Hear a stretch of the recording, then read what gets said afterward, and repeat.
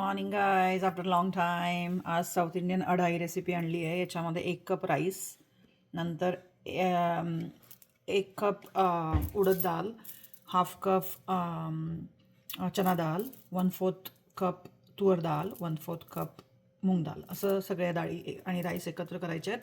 Wash करून घ्यायचे आहेत. नंतर त्याच्यामध्ये 4 ते 5 रेड चिली घालायचे आहेत.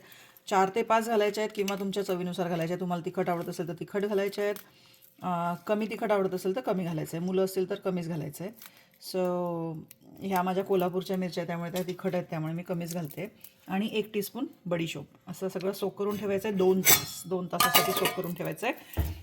त्याच्यानंतर ते 2 तासानंतर ते ग्राइंड होईल आणि कोर्सली ग्राइंड करायचं आहे. थिक बॅटर करायचं आहे, अगदी वॉटरी करायचं नाही आहे, थिक करायचं आहे.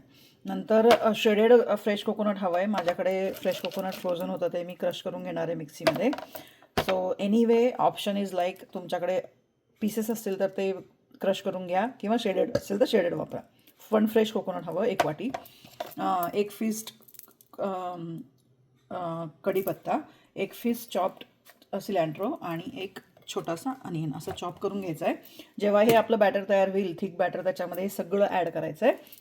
आणि ॲड करून आपण तव्यावर तेल टाकून जसं थालीपीठ स्प्रेड करतो घट्टसं, तसं स्प्रेड करायचं आहे तेल घालून. आणि त्याला होल्स करायचे आहेत तयार.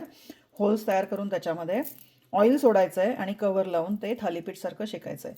हा अढाई प्रकार आहे साऊथ इंडियन, जो आपल्या सिमिलर थालीपीठसारखाच आहे पण थोड्या वेगळ्या पद्धतीचा आहे, म्हणून म्हणलं आज शेअर करूया. सो जेव्हा मी सगळे इंग्रेडियंट्स ॲड करेल तेव्हा तुम्हाला दाखवेलच, आणि जेव्हा तव्यावर ॲड करेल तेव्हाही दाखवेलच. पण आता ही सुरुवात आहे, त्यामुळे be ready for the next video.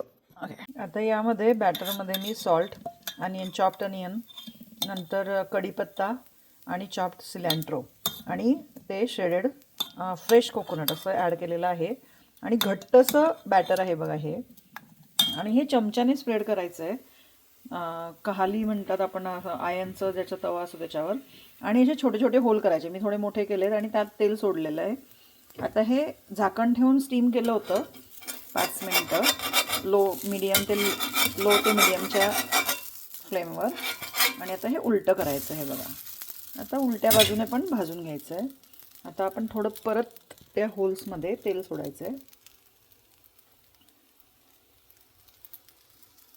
जेणेकरून ती खालची बाजू वरची जी बाजू आपली होती ती पण छान खरपूस भाजली जाईल. तुम्हाला परत ते कच्चं राहू नये म्हणून वाटत असेल तर थोडं झाकण ठेवायचं आणि थोडी स्टीम आली की नंतर मग थोडंसं खरपूस भाजून घ्यायचं. आणि तुम्ही चटणीबरोबर किंवा सॉसबरोबर हे अढाई डोसा खाऊ शकतात. हा साऊथ इंडियन स्टाईलचा आहे. तुम्हाला आवडला असेल तर लाईक करा, शेअर करा. गीता US रसोई 777ला. Thank you, have a nice day. आपला अढाई डोसा तयार झालेला आहे. तुम्हाला हवं असेल तर मुलांसाठी थोडं घी घालायचं, कारण मिरचीमुळे तिखट असेल तर मुलांना घी घालायचं, त्यामुळे ते तिखट लागत नाही. अशा प्रकारे आपला अढाई डोसा तयार झालेला आहे. गरमागरम अढाई डोसा आवडला असेल तर या लवकर गीता US रसोई 777ला. Bye bye.